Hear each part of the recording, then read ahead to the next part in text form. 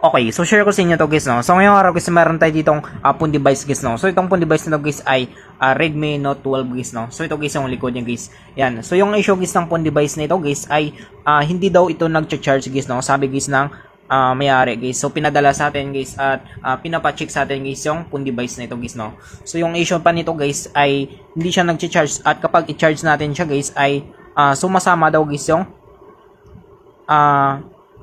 pin ng charging port na ito guys, no. Yan. So kung makita nyo guys, kapag i-charge natin, so natatanggal ito guys, no. So medyo delikado ito guys kasi nga pwede mag-ground dito guys yung pin nito guys, no, kapag nahawakan nyo guys.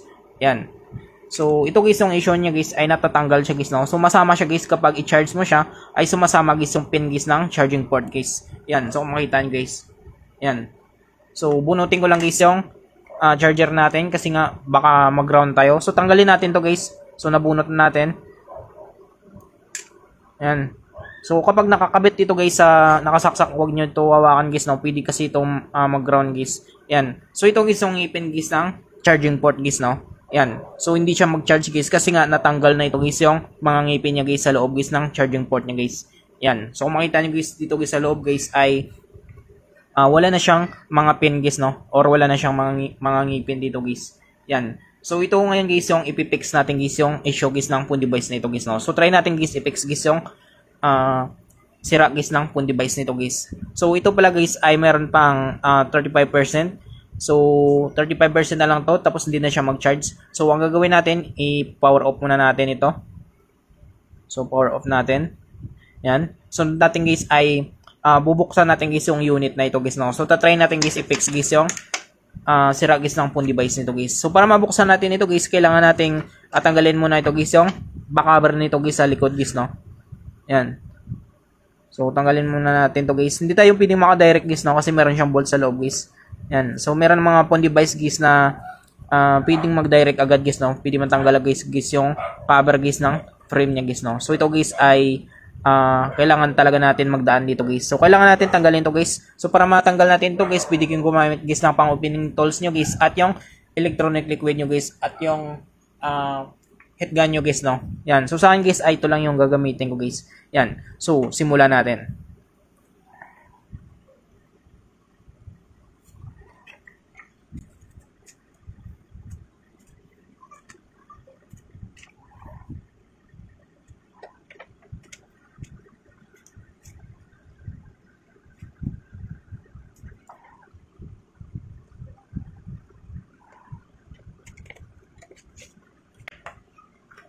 So ayan siya guys, no. So nabuksan natin guys. So medyo madami guys yung pagkalagay guys ng glue niya guys, no. So madali lang siyang buksan guys. So possible guys na nabuksan na rin ito guys yung unit nito guys. Yan. So dandan tayo dito guys. Meron kasi siyang epic connector guys ng fingerprint sensor guys, no. So kapag ito guys ay naputol guys, so possible guys na hindi nagagana guys yung fingerprint sensor guys ng phone device nito guys, no. Kaya dandan tayo dito guys.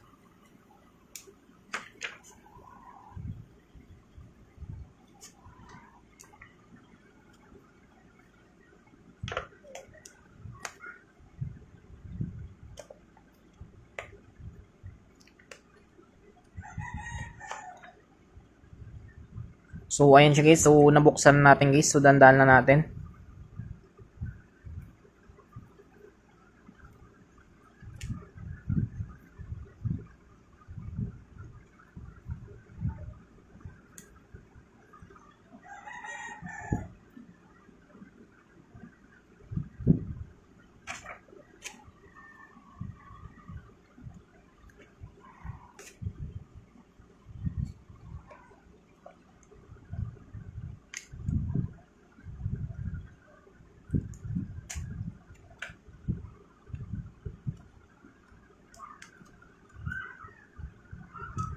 So ayan siya guys, no.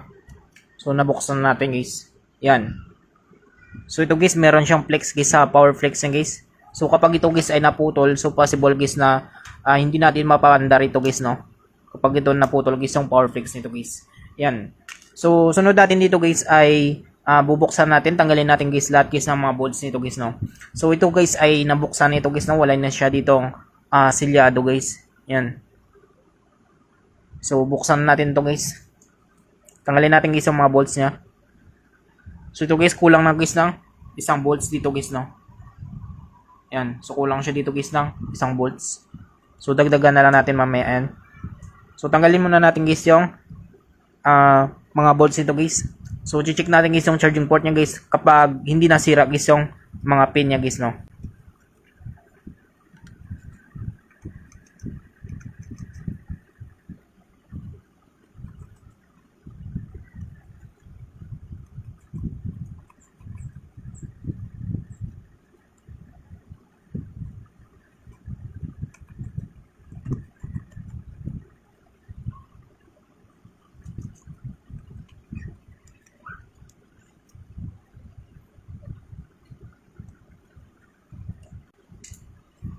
So ayun siya guys, no. So natanggal natin dito guys.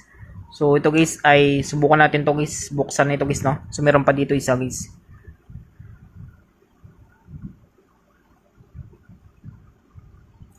So subukan natin guys tanggalin nito guys yung camera lens nito guys. So baka meron pa yun ditong bolts guys, no.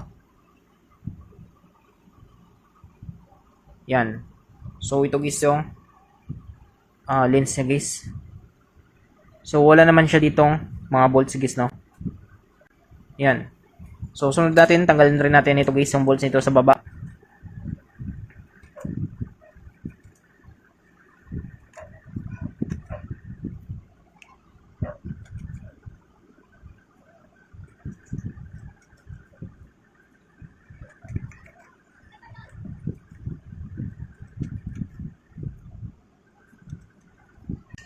So ayan siya guys, no. So lahat guys ng mga bolts nito guys ay natanggal natin guys, no.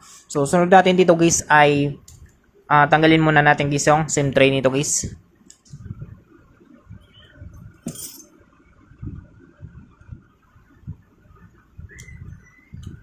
So meron pa siyang SIM card guys. So tabi lang natin yan. So dito guys ay pwede na kayong gumamit dito guys ng pang-opening tools nyo guys, no. Or pwede kayong gumamit guys ng kuko nyo guys. So sa ating guys ay gagamitin dito guys ng pang-opening tools natin.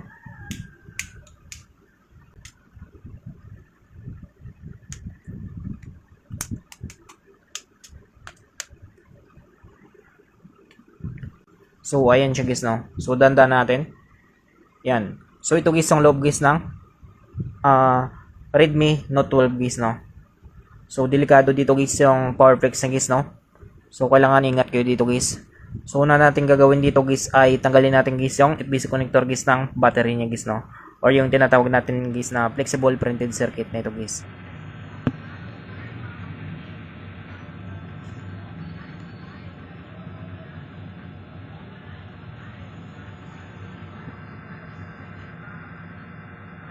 So tabi natin yan siya guys.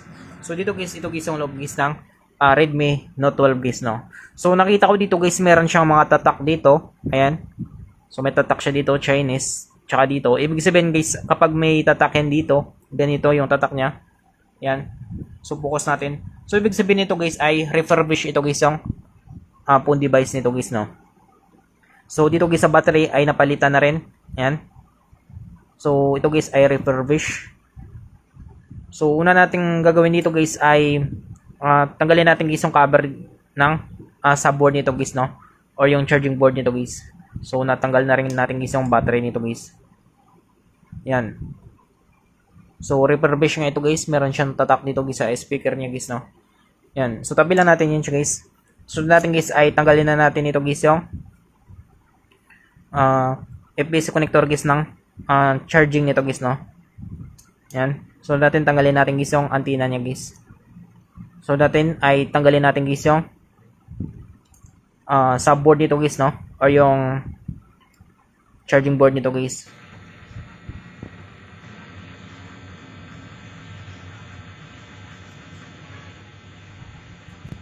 So ayun siya guys, no. So natanggal natin guys. So ito guys yung subboard niya guys, no, or yung charging board niya guys. So tabi lang natin guys yung unit na ito guys. Yan. So ito guys yung subboard niya or yung charging board niya guys, no. So dito guys ay hindi na natin ito guys matester guys, no, kasi nga natanggal na guys yung mga pin nito guys, no. Ito guys yung loob nito guys ng pin nito guys. So dapat ito guys ay nakakabit ito guys, no, para mag-charge siya guys, para magkaroon siya guys ng contact guys sa connector guys ng charger natin guys, no. So ang ano lang dito guys ay natanggal siya guys, no. Yan. So ito kasi guys ay original pa ito guys, no. So subukan natin guys i-repair ito guys, no, kahit hindi natin palitan guys ng charging port ito guys, kasi nga parang wala tayong ganito guys na charging port guys, no. So dito guys ang gagawin natin ay subukan natin guys tanggalin natin ito. So try natin guys i-repair ito guys, no. So wait lang guys, check muna natin. So yung mouthpiece niya ay nandito guys, no. So takpan natin ito guys.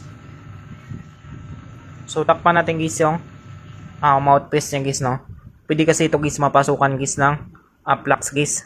So kapag ito guys ay napasukan guys ng flux or liquid guys, so possible guys na pwede itong mawalan guys ng mouthpiece guys, no. Yan.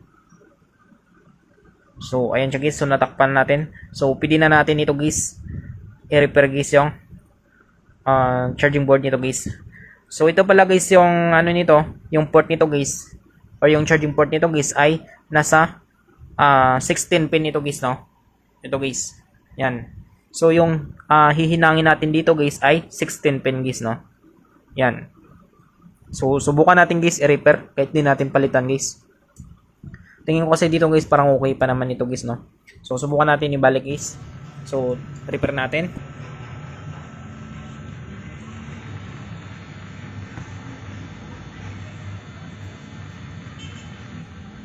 Yan. So mag-inject tayo dyan guys para hindi siya masunog guys, no. So ayusin na natin guys.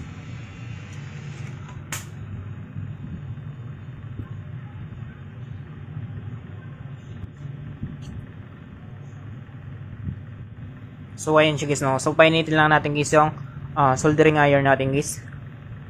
So try lang natin guys i-repair natin ito guys, no. Tapos titesterin natin guys kapag meron pa rin siyang voltage guys, no. Yan. So kahit hindi na siguro natin tanggalin to guys, subukan na natin to guys.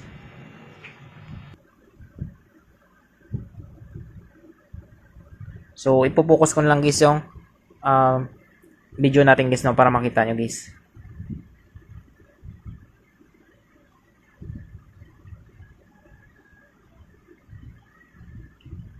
Yan.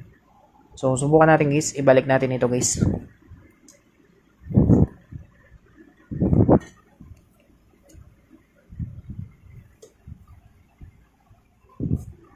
So ito guys, gagamit tayo dito guys ng tweezer natin guys, no.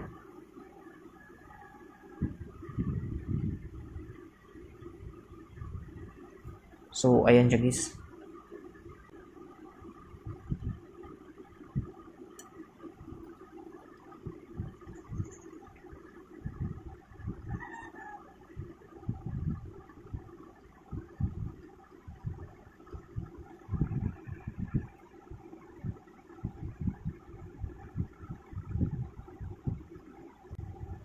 So ayan siya guys, no. So naibalik na natin siya guys. So subukan natin guys, hinangan natin ito guys, no. So papatibayin na lang natin to guys.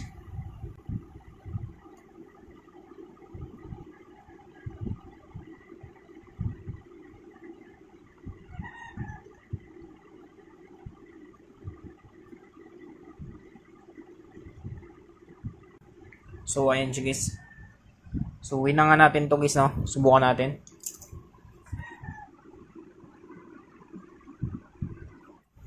So ayun siya guys, no. So lagyan natin ito guys ng lead guys. So hinangan na natin to guys.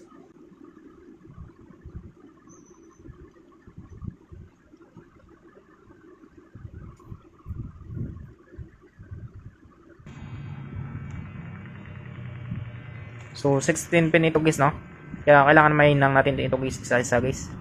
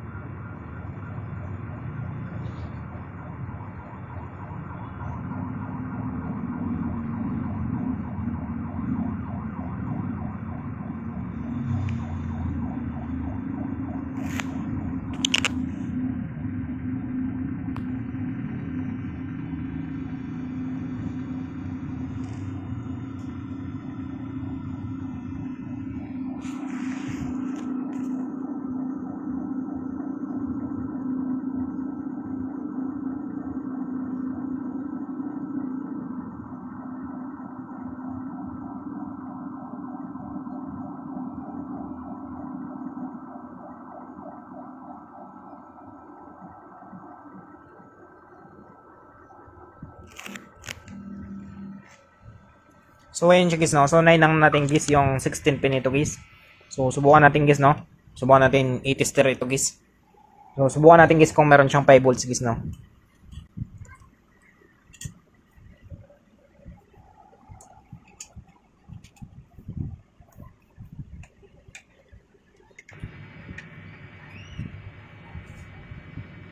So linisan lang natin guys.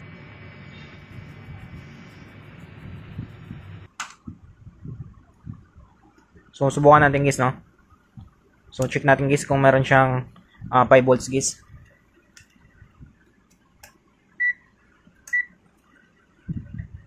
Subukan natin guys, no, kapag ma-repair pa natin siya guys, na hindi natin kailangan palitan guys ng charging port ito guys. So dapat guys ay mag-reading ito guys ng 4.9 or nasa 5 volts guys, no. So ayan siya guys, no. So 4.9 siya guys. So ibig sabihin nito guys ay na-repair natin guys yung charging port nito guys, no. So 16 pin guys yung nihinang natin ito guys para ma-repair natin. Yan. So ngayon guys ay 4.9 na siya guys. So ibig sabihin nito guys ay charging na ito guys, no. So successful tayo guys. Yan. So pwede na natin ito guys ibalik guys sa unit nito guys, no. Ayan. So makita niyo guys ay Redmi Note 12 guys, no. So 16 pin. So natanggal guys yung ngipin niya guys. So ngayon guys yung ginawa natin dito guys ay ni-repair natin, binalik natin guys yung ngipin niya guys. Yan. So hindi siya makita guys.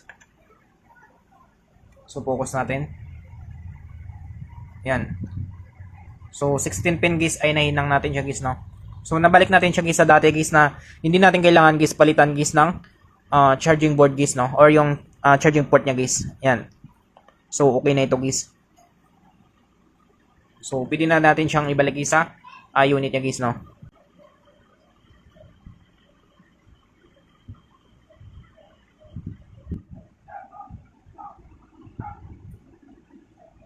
So bago natin ito guys ibalik guys ay kailangan natin guys ma-sure guys na matibay ito guys, no. Bago natin balik guys sa unit niya guys ay kailangan natin lagyan nito guys ng UV light guys, no. So bago natin lagyan guys ng UV light guys ay linisin muna natin to guys. Yan. Para pagkalagay natin guys ng UV light natin guys ay malinis siya guys, no.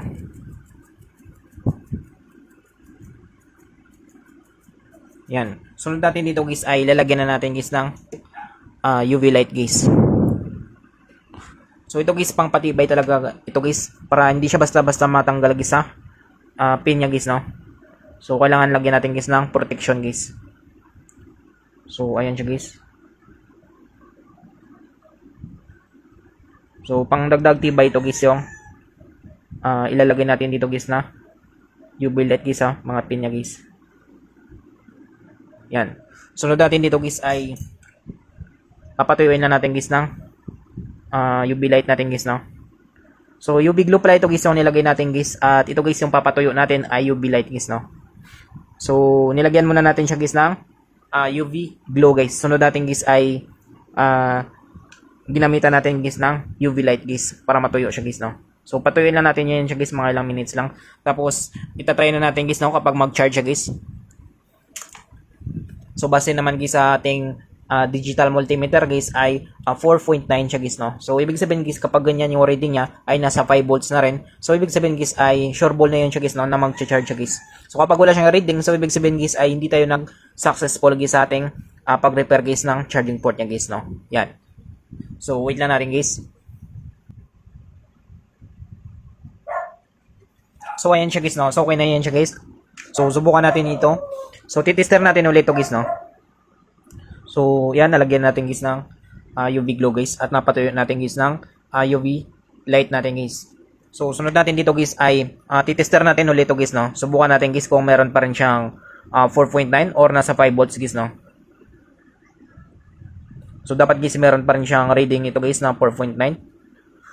So, ayan siya guys, no. So, 4.9 guys, ibig sabihin guys ay sure ball na tayo dito guys, no. So, subukan natin guys, ibalik natin guys sa unit nito guys, no. Subukan natin guys kapag mag-charge ito guys.